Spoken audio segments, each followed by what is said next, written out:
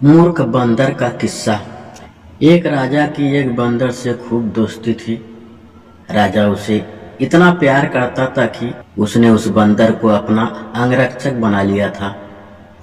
जहाँ कहीं राजा जाता उसकी मदद के लिए बंदर भी जरूर साथ जाता था।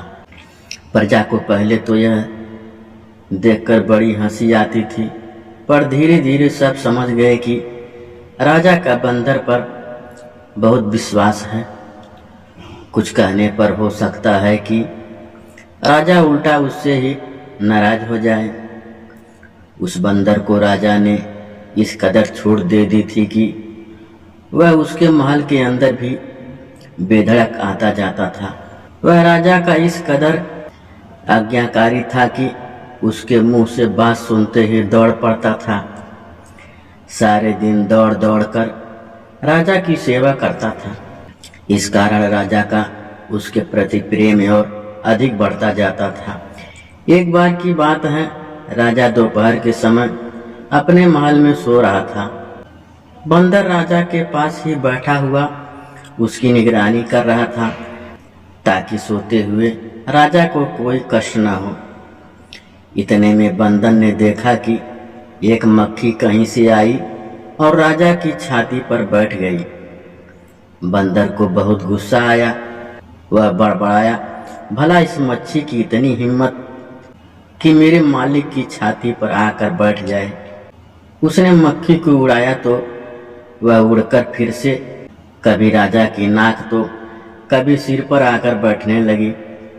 बंदर ने एक बार फिर मक्खी को उड़ाना चाहा, पर मक्खी भी बड़ी ढीठ थी। वह उड़कर फिर राजा की छाती पर आकर बैठ गई। देखकर बंदर को बड़ा भीषण क्रोध आया।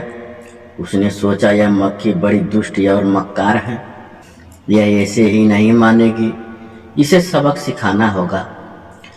बस बंदर ने सोते हुए राजा की बगल में रखी तलवार उठाई और तेजी से मक्खी पर चला दी। इस पर मक्खी तो उड़ गई, लेकिन उस तलवार से राजा की गर्दन कटकर अलग हो गई। उसी समय उसका प्राणांत हो गया। देखकर लोग दुखी हो उठे। उन्हीं में से एक समझदार आदमी ने कहा, देखो इस मूर्ख बंदर को, यह ठीक है कि यह स्वाभाविक है।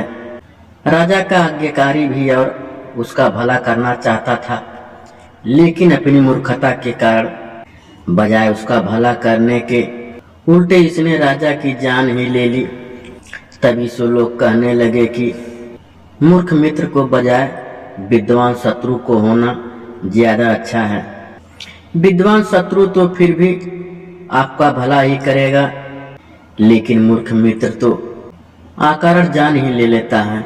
ठीक वैसे ही जैसे राजा के स्वामी भक्ति और आज्ञाकारी मित्र बंदर ने चाहे अनचाहे खुद उसी की जान ले ली।